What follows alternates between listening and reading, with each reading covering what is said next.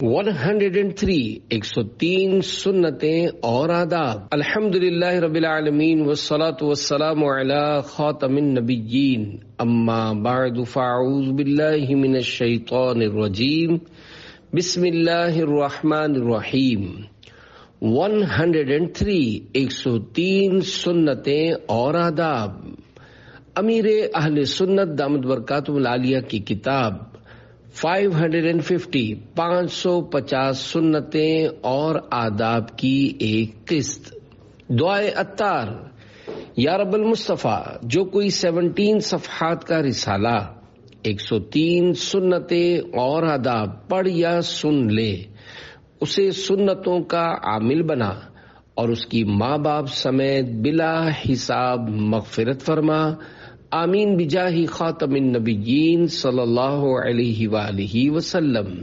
درود شریف کی فضیلت، فرمان آخری نبی صلی اللہ علیہ وآلہ وسلم، من صلی علی فی یوم 1000 مرۃ لم یمت حتی یری مقعدہ من الجنہ، یعنی جو مجھ پر ایک دن میں 1000 مرتبہ درود شریف پڑھے گا، وہ اس وقت تک نہیں مرے گا جب تک جنت میں اپنا مقام نہ دیکھ لے۔ وہ تو نہایت سستا سودا بیچ رہے ہیں جنت کا، ہم مفلس کیا مول چکائیں، اپنا ہاتھ ہی خالی ہے۔ صلو علی الحبیب صلی اللہ علی محمد۔ کرم یا رسول اللہ کے 13 حروف کی نسبت سے پانی پینے کی 13 سنتیں اور آداب۔ 2 فرامین مصطفیٰ صلی اللہ علیہ وآلہ وسلم۔ نمبر 1، اونٹ کی طرح ایک ہی سانس میں مت پیو، بلکہ 2 یا 3 مرتبہ سانس لے کر پیو، اور پینے سے قبل بسم اللہ پڑھو اور فراغت پر الحمدللہ کہا کرو۔ نمبر 2، نبی اکرم صلی اللہ علیہ وآلہ وسلم نے برتن میں سانس لینے یا اس میں پھونکنے سے منع فرمایا ہے۔ حضرت مفتی احمد یار خان رحمت اللہ علیہ اس حدیث پاک کے تحت فرماتے ہیں، برتن میں سانس لینا جانوروں کا کام ہے، نیز سانس کبھی زہریلی ہوتی ہے، اس لیے برتن سے الگ منہ کر کے سانس لو، یعنی سانس لیتے وقت گلاس منہ سے ہٹا لو۔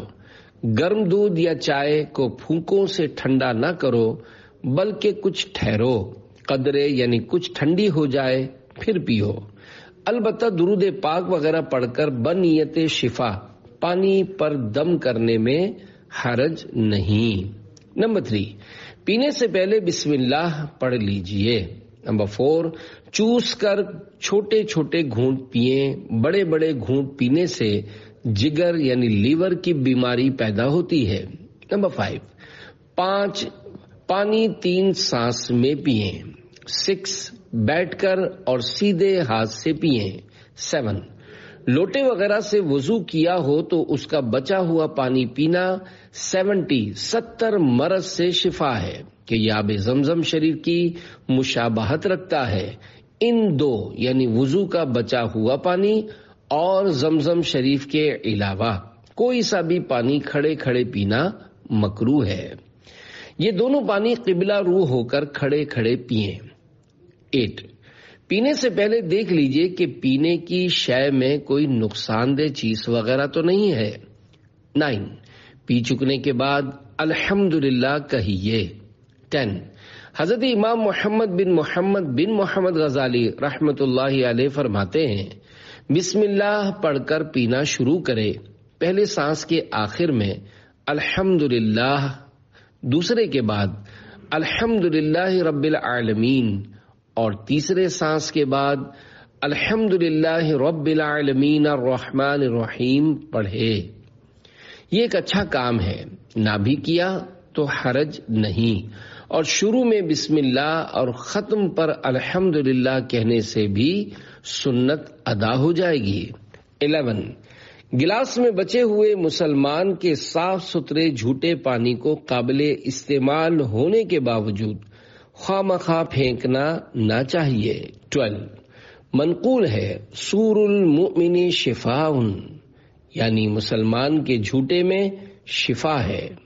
13، پی لینے کے چند لمحوں کے بعد خالی گلاس کو دیکھیں گے تو اس کی دیواروں سے بہہ کر چند قطرے پیندے میں جمع ہو چکے ہوں گے، انہیں بھی پی لیجئے۔ صلو علی الحبیب صلی اللہ علی محمد۔ گدا بھی منتظر ہے خلد میں نیکوں کی دعوت کا، کہ 32 حروف کی نسبت سے کھانے کی 32 سنتیں اور آداب۔ نمبر 1، کھانا صرف لذت یعنی ٹیسٹ کے لیے نہ کھایا جائے، بلکہ کھاتے وقت یہ نیت کر لیجئے اللہ پاک کی عبادت پر قوت حاصل کرنے کے لیے کھا رہا ہوں۔ نمبر 2، بھوک سے کم کھانا چاہیے اور پوری بھوک بھر کر یعنی بھوک بالکل باقی نہ رہے اتنا کھانا کھا لینا مباح ہے، یعنی نہ ثواب ہے نہ گناہ، کیونکہ اس کا بھی صحیح مقصد ہو سکتا ہے کہ طاقت زیادہ ہوگی، اور بھوک سے زیادہ کھا لینا حرام ہے۔ زیادہ کا یہ مطلب ہے کہ اتنا کھا لینا جس سے پیٹ خراب ہونے کا غالب گمان ہے، مثلا دست آئیں گے اور طبیعت بد مزہ ہو جائے گی۔ اسی طرح تندرست آدمی کا ایسی غذا استعمال کرنا گناہ ہے جس سے بیمار ہو جانے کا گمان غالب ہو۔ یوں ہی مریض کا ایسی بد پرہیزی کرنا جس سے مرض بڑھ جانے کا ظن غالب ہو، مثلا تجربے سے ثابت ہو۔ نمبر 3، بھوک سے کم کھانا بے شمار فوائد کا مجموعہ ہے کہ تقریباً 80% بیماریاں ڈٹ کر یعنی خوب پیٹ بھر کر کھانے سے ہوتی ہیں، لہذا ابھی بھوک باقی ہو تو ہاتھ روک لیجئے۔ نمبر 4، اکثر دسترخوان پر عبارت لکھی ہوتی ہے، مثلا شعر یا کمپنی وغیرہ کا نام، ایسے دسترخوانوں کو استعمال میں لانا، ان پر کھانا کھانا نہ چاہیے۔ نمبر 5، کھانا کھانے سے پہلے اور بعد دونوں ہاتھ پہنچوں تک دھونا سنت ہے۔ 6، فرمان مصطفیٰ صلی اللہ علیہ وآلہ وسلم ہے، کھانے سے پہلے اور بعد میں وضو کرنا یعنی پہنچوں تک دونوں ہاتھ دھونا رزق میں کشادگی کرتا اور شیطان کو دور کرتا ہے۔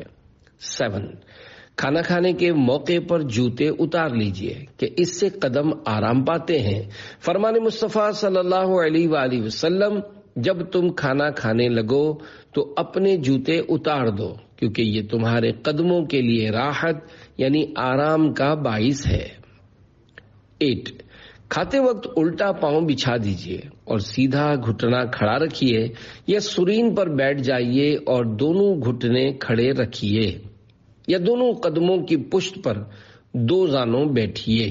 9، اسلامی بھائی ہو یا اسلامی بہن، جب کھانے بیٹھیں تو چادر یا کرتے کے دامن کے ذریعے پردے میں پردہ ضرور کریں۔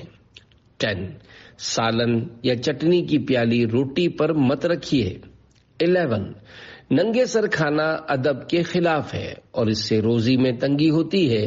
12، بائیں یعنی الٹے ہاتھ کو زمین پر ٹیک دے کر کھانا مکروہ ہے۔ 13، مٹی کے برتن میں کھانا افضل ہے کہ جو اپنے گھر میں مٹی کے برتن بنواتا ہے فرشتے اس گھر کی زیارت کرنے آتے ہیں۔ 14، دسترخوان پر سبزی ہو تو فرشتے نازل ہوتے ہیں۔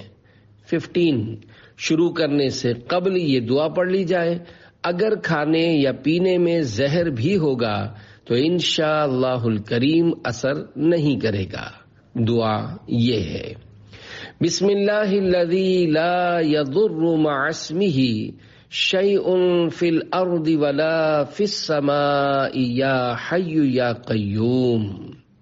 ترجمہ: اللہ پاک کے نام سے شروع کرتا ہوں جس کے نام کی برکت سے زمین و آسمان کی کوئی چیز نقصان نہیں پہنچا سکتی، اے ہمیشہ زندہ و قائم رہنے والے۔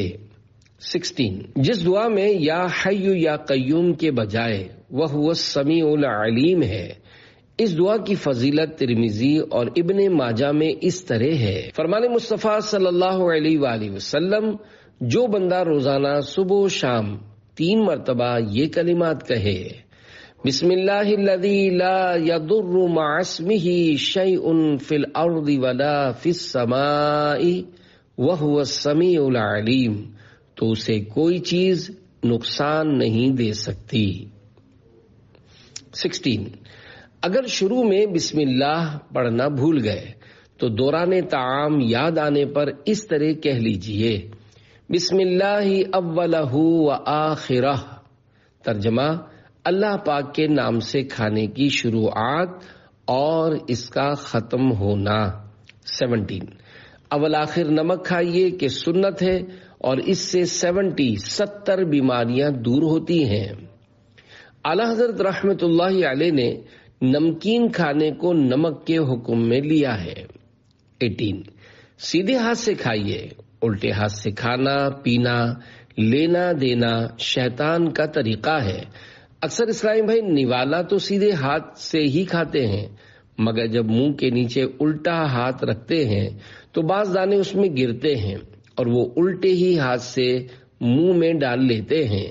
اسی طرح دسترخوان پر گرے ہوئے دانے الٹے ہاتھ سے کھاتے ہیں، ان کو چاہیے کہ وہ الٹے ہاتھ والے دانے سیدھے ہاتھ میں رکھ کر ہی منہ میں ڈالیں۔ 19 بائیں یعنی الٹے ہاتھ میں روٹی لے کر داہنے یعنی سیدھے ہاتھ سے نوالا توڑنا دفع تکبر یعنی تکبر دور ہونے کے لیے ہے۔ تنہا کھاتے ہوئے ہاتھ بڑھا کر تھال یا سالن کے برتن کے عین بیچ میں اوپر کر کے روٹی اور ڈبل روٹی وغیرہ توڑنے کی عادت بنائیے۔ اس طرح روٹی کے ذرات یا روٹی پر تل ہوئے تو برتن ہی میں گریں گے، ورنہ دسترخوان پر گر کر ضائع ہو سکتے ہیں۔ 20 3 انگلیوں یعنی بیچ والی، شہادت کی اور انگوٹھے سے کھانا کھائیے کہ یہ سنت انبیاء علیہم السلام ہے۔ اگر چاول کے دانے جدا جدا ہوں اور 3 انگلیوں سے نوالا بننا ممکن نہ ہو تو 4 یا 5 انگلیوں سے کھا لیجئے۔ 21 لقمہ چھوٹا لیجئے اور چپڑ چپڑ کی آواز نہ ہو، اس احتیاط کے ساتھ اس قدر چبائیے کہ منہ کی غذا پتلی ہو جائے۔ یوں کرنے سے ہاضم لعاب یعنی ہاضمے دار تھوک بھی اچھی طرح شامل ہو جائے گا۔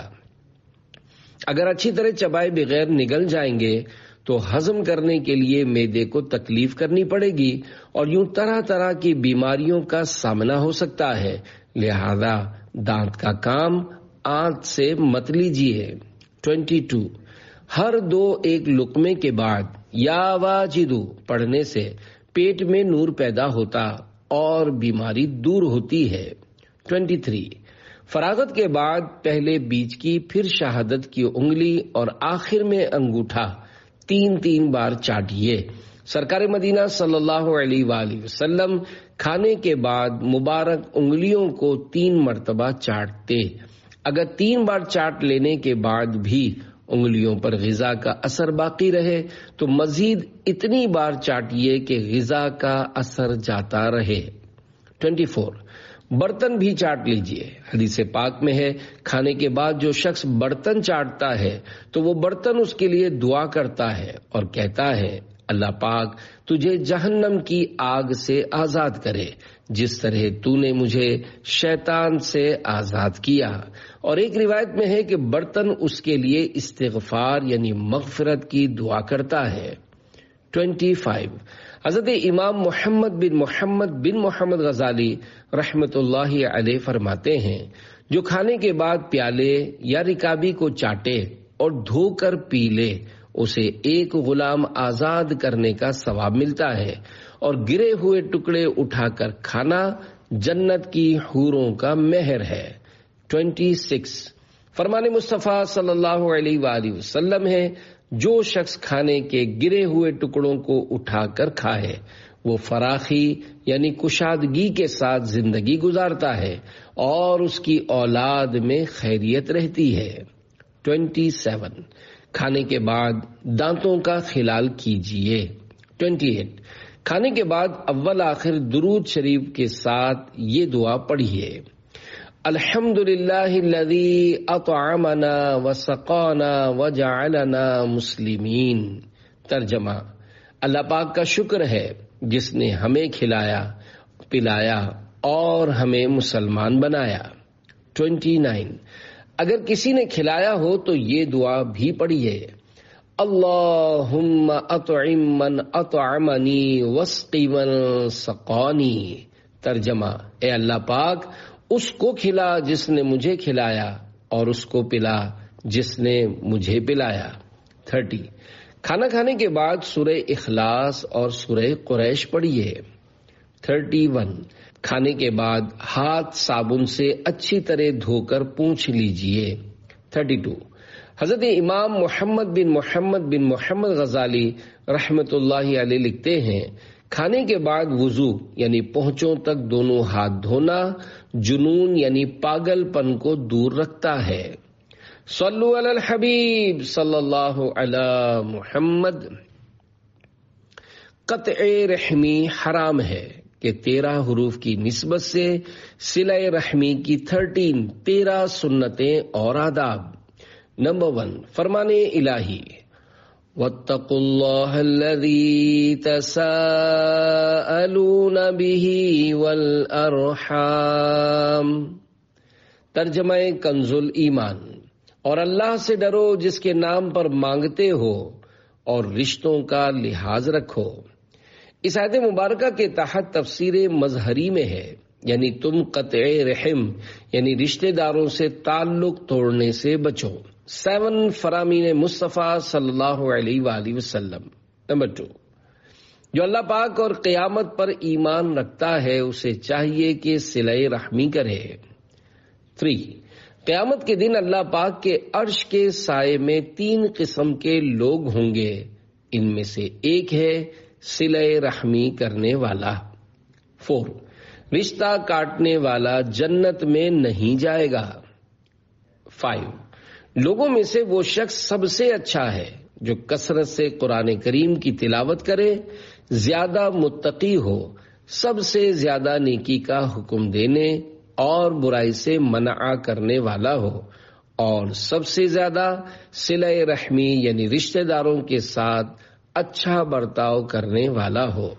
6، بے شک افضل ترین صدقہ وہ ہے جو دشمنی چھپانے والے رشتہ دار پر کیا جائے. 7، جس قوم میں قاطع رحم یعنی رشتہ داری توڑنے والا ہو اس قوم پر اللہ پاک کی رحمت کا نزول نہیں ہوتا. 8، جسے یہ پسند ہو کہ اس کے لیے جنت میں محل بنایا جائے اور اس کے درجات بلند کیے جائیں، اسے چاہیے کہ جو اس پر ظلم کرے یہ اسے معاف کرے، اور جو اسے محروم کرے یہ اسے عطا کرے، اور جو اس سے قطع تعلق کرے یہ اس سے ناتا یعنی تعلق جوڑے. 9، حضرت فقی ابو اللیث سمرقندی رحمت اللہ علیہ فرماتے ہیں، صلہ رحمی یعنی رشتہ داروں سے اچھا سلوک کرنے کے 10 فائدے ہیں. اللہ کریم کی رضا حاصل ہوتی ہے، لوگوں کی خوشی کا سبب ہے، فرشتوں کو مسرت ہوتی ہے، مسلمانوں کی طرف سے اس شخص کی تعریف ہوتی ہے، شیطان کو اس سے رنج پہنچتا ہے، عمر بڑھتی ہے، رزق میں برکت ہوتی ہے، فوت ہو جانے والے آباء و اجداد یعنی مسلمان باپ دادا خوش ہوتے ہیں، آپس میں محبت بڑھتی ہے، وفات کے بعد اس کے ثواب میں اضافہ ہو جاتا ہے کیونکہ لوگ اس کے حق میں دعائے خیر کرتے ہیں. 10، بار شریعت جلد 3 صفحہ 558 تا 560 پر ہے. صلہ رحم کے معنی رشتے کو جوڑنا ہے، یعنی رشتے والوں کے ساتھ نیکی اور سلوک کرنا. ساری امت کا اس پر اتفاق ہے کہ صلہ رحم واجب ہے اور قطع رحم یعنی رشتہ توڑنا حرام ہے. جن رشتے والوں کے ساتھ صلہ رحم واجب ہے وہ کون ہیں؟ بعض علماء نے فرمایا وہ ذو رحم محرم ہیں، اور بعض نے فرمایا اس سے مراد ذو رحم ہے، محرم ہوں یا نہ ہوں، اور ظاہر یہی قول دوم یعنی دوسرا قول ہے. احادیث میں مطلقاً یعنی بغیر کسی قید کے رشتے والوں کے ساتھ صلہ یعنی سلوک کرنے کا حکم آتا ہے. قرآن مجید میں مطلقاً یعنی بلا قید ذوی القربا یعنی رشتہ دار فرمایا گیا، مگر یہ بات ضرور ہے کہ رشتے میں چونکہ مختلف درجات ہیں، اسی طرح صلہ رحم یعنی رشتہ داروں سے حسن سلوک کے درجات میں بھی تفاوت یعنی فرق ہوتا ہے۔ والدین کا مرتبہ سب سے بڑھ کر ہے، ان کے بعد ذو رحم محرم کا یعنی وہ رشتہ دار جن سے نسلی رشتہ ہونے کی وجہ سے نکاح ہمیشہ کے لیے حرام ہو، ان کے بعد بقیہ رشتے والوں کا اعلی قدر مراتب یعنی رشتے میں نزدیکی کی ترتیب کے مطابق۔ 11 صلہ رحمی یعنی رشتہ داروں کے ساتھ سلوک کی مختلف صورتیں ہیں، ان کو ہدیہ و تحفہ یعنی گفٹ دینا، اور اگر ان کو کسی بات میں تمہاری اعانت یعنی امداد درکار ہو تو اس کام میں ان کی مدد کرنا، انہیں سلام کرنا، ان کی ملاقات کو جانا، ان کے پاس اٹھنا بیٹھنا، ان سے بات چیت کرنا، ان کے ساتھ لطف و مہربانی سے پیش آنا۔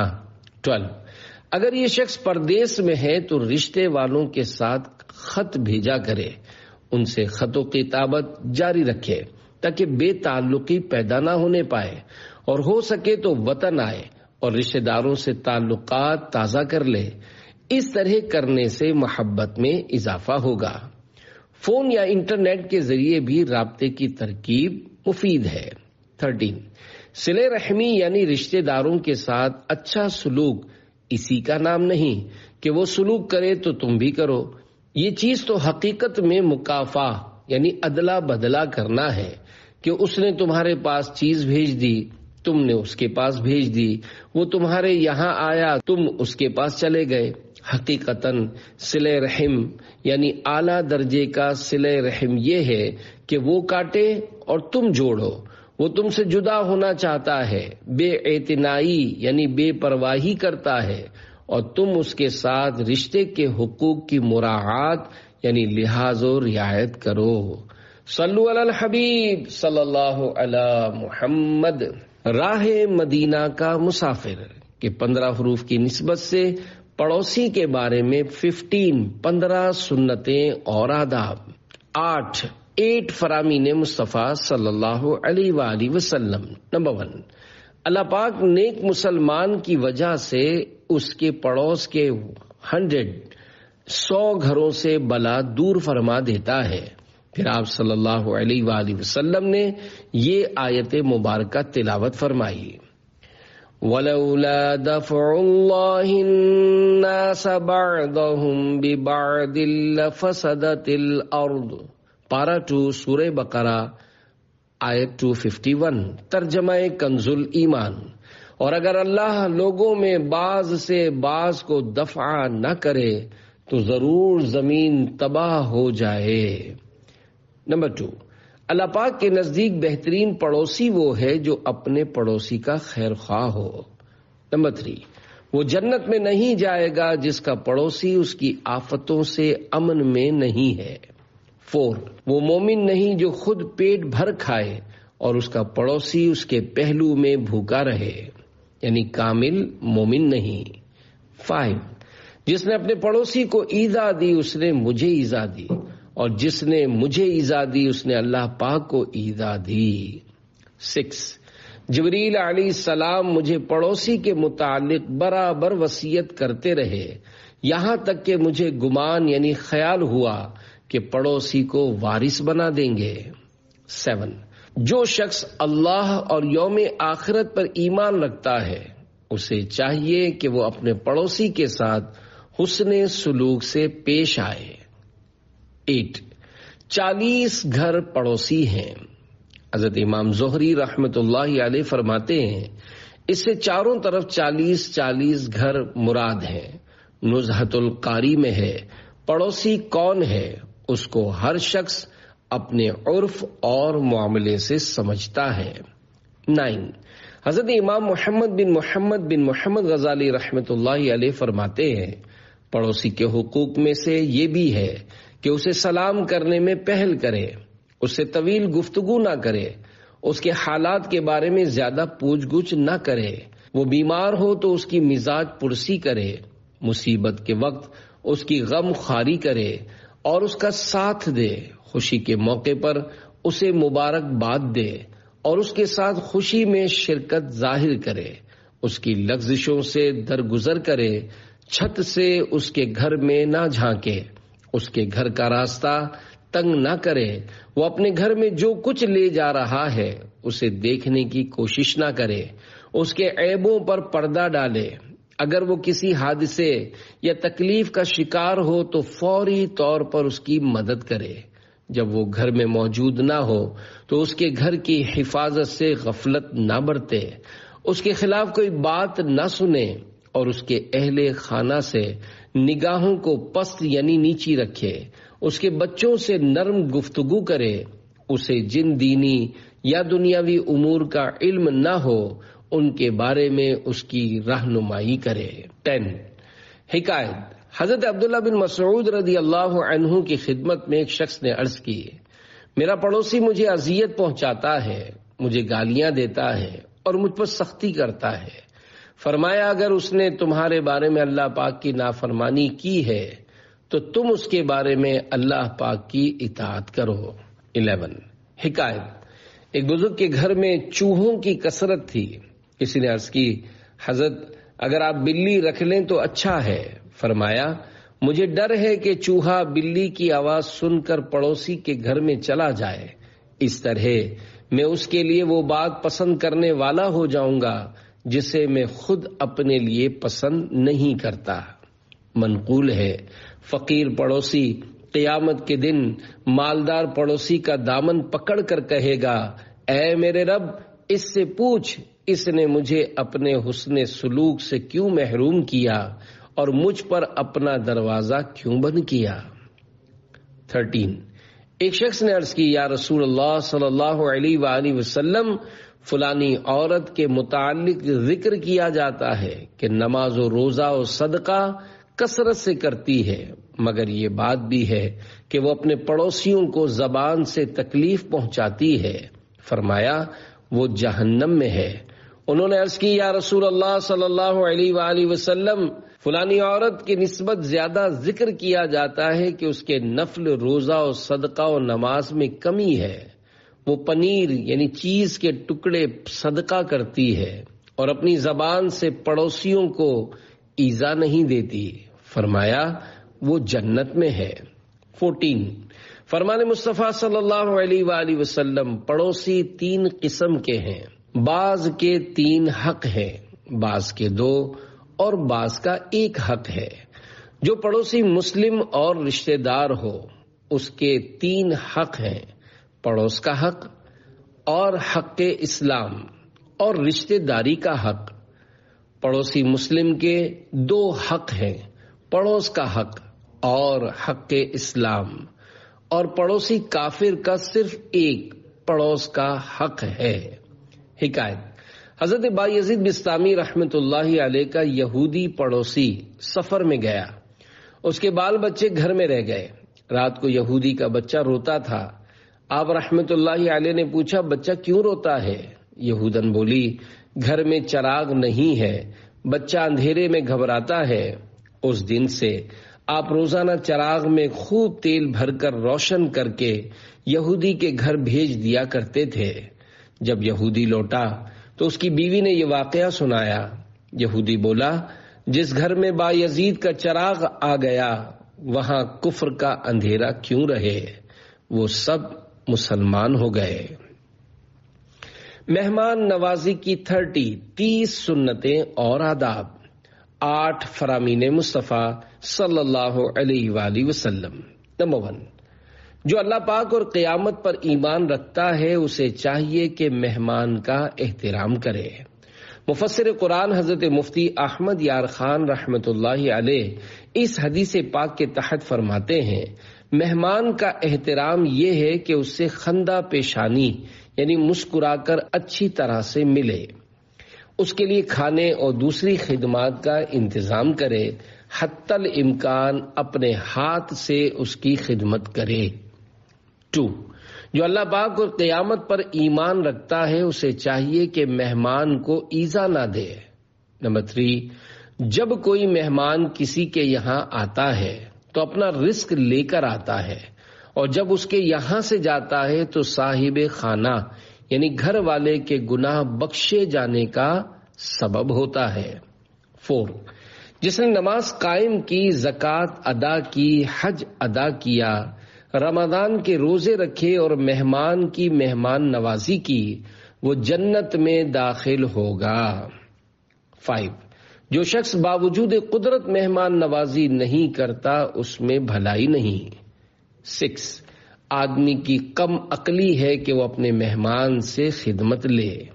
7، سنت یہ ہے کہ آدمی مہمان کو دروازے تک رخصت کرنے جائے۔ 8، جس گھر میں کھایا جائے اس میں خیر و برکت زیادہ تیزی سے آتی ہے بمقابلہ چھری کے جو اونٹ کے کوہان تک جائے۔ شرح حدیث، یعنی جس گھر میں مہمان، زائرین، ملاقاتی لوگ کھانا کھاتے رہیں وہاں برکت رہتی ہے، ورنہ خود گھر والے تو ہر گھر میں ہی کھاتے ہیں۔ اونٹ کی کوہان میں ہڈی نہیں ہوتی، چربی ہی ہوتی ہے، اسے چھری بہت ہی جلد کاٹتی ہے اور اس کی تہ تک پہنچ جاتی ہے، اس لیے اس سے تشبیہ دی گئی، یعنی ایسے گھر میں خیر و برکت بہت جلدی پہنچتی ہے۔ حضرت بی بی خدیجہ رضی اللہ عنہا فرماتی ہیں، آپ صلی اللہ علیہ وآلہ وسلم تو رشتہ داروں کے ساتھ بہترین سلوک کرتے ہیں، مسافروں کی مہمان نوازی کرتے ہیں اور حق و انصاف کی خاطر سب کی مصیبتیں اور مشکلات میں کام آتے ہیں۔ 10، ایک شخص نے عرض کی، یا رسول اللہ صلی اللہ علیہ وآلہ وسلم، میں ایک شخص کے یہاں گیا، اس نے میری مہمانی نہیں کی، اب وہ میرے یہاں آئے تو کیا میں اس سے بدلہ لوں؟ ارشاد فرمایا، نہیں، بلکہ تم اس کی مہمانی کرو۔ 11، حضرت عطا رحمت اللہ علیہ فرماتے ہیں، حضرت ابراہیم خلیل اللہ علیہ السلام کا جب کھانا کھانے کا وقت آتا اور کوئی ساتھ کھانے والا نہ ہوتا تو 1 یا 2 میل تک اس کی تلاش میں نکل جاتے کہ کوئی ساتھ کھانے والا مل جائے۔ 12، حضرت اکرمہ رحمت اللہ علیہ فرماتے ہیں، حضرت ابراہیم خلیل اللہ علیہ السلام کا لقب ابو ضیفان یعنی بڑا مہمان نواز مشہور تھا۔ ان کے مکان کے 4 دروازے تھے اور وہ دیکھتے رہتے تھے کہ کس دروازے سے کوئی آنے والا آتا ہے۔ 13، خادم النبی حضرت انس بن مالک رضی اللہ عنہ فرماتے ہیں، جس گھر میں مہمان نہیں آتا اس میں رحمت کے فرشتے نہیں آتے۔ 14، مفتی احمد یار خان رحمت اللہ علیہ فرماتے ہیں، ہمارا مہمان وہ ہے جو ہم سے ملاقات کے لیے باہر یعنی دوسرے شہر یا ملک سے آئے، خواہ اس سے ہماری واقفیت پہلے سے ہو یا نہ ہو، جو ہمارے لیے اپنے ہی محلے یا اپنے شہر میں سے ہم سے ملنے آئے، 2-4 منٹ کے لیے وہ ملاقاتی ہے، مہمان نہیں۔ اس کی خاطر مثلا اچھی طرح ملنا، چائے پانی کرنا ہو تو کرو، مگر اس کی دعوت نہیں ہے، اور جو ناواقف شخص اپنے کام کے لیے ہمارے پاس آئے وہ مہمان نہیں، جیسے حاکم یا مفتی کے پاس مقدمے والے یا فتویٰ لینے والے آتے ہیں، یہ حاکم یا مفتی کے مہمان نہیں۔ 15، مہمان کو چاہیے کہ اپنے میزبان کی مصروفیات اور ذمہ داریوں کا لحاظ رکھے۔ 16، بحر شریعت جلد 3 صفحہ 391 پر حدیث نمبر 14 ہے، جو شخص اللہ پاک اور قیامت کے دن پر ایمان رکھتا ہے وہ مہمان کا اکرام کرے۔ ایک دن رات اس کا جائزہ ہے، یعنی ایک دن اس کی پوری خاطرداری یعنی آؤ بھگت کرے، اپنے مقدور بھر یعنی جہاں تک ممکن ہو اس کے لیے تکلف کا یعنی اہتمام کے ساتھ کھانا تیار کرائے، اور ضیافت 3 دن ہے، یعنی ایک دن کے بعد تکلف نہ کرے بلکہ جو حاضر ہو وہی پیش کر دے، اور 3 دن کے بعد صدقہ ہے۔ مہمان کے لیے یہ حلال نہیں کہ اس کے یہاں ٹھہرا رہے کہ اسے یعنی میزبان کو حرج میں ڈال دے۔ 17، جب آپ کسی کے پاس بطور مہمان جائیں تو مناسب ہے کہ اچھی اچھی نیتوں کے ساتھ حسب حیثیت میزبان یا اس کے بچوں کے لیے تحفے لیتے جائیں۔ 18، حضرت علامہ مولانا مفتی محمد امجد علی اعظمی رحمت اللہ علیہ فرماتے ہیں، مہمان کو 4 باتیں ضروری ہیں۔ نمبر 1، جہاں بٹھایا جائے وہیں بیٹھے۔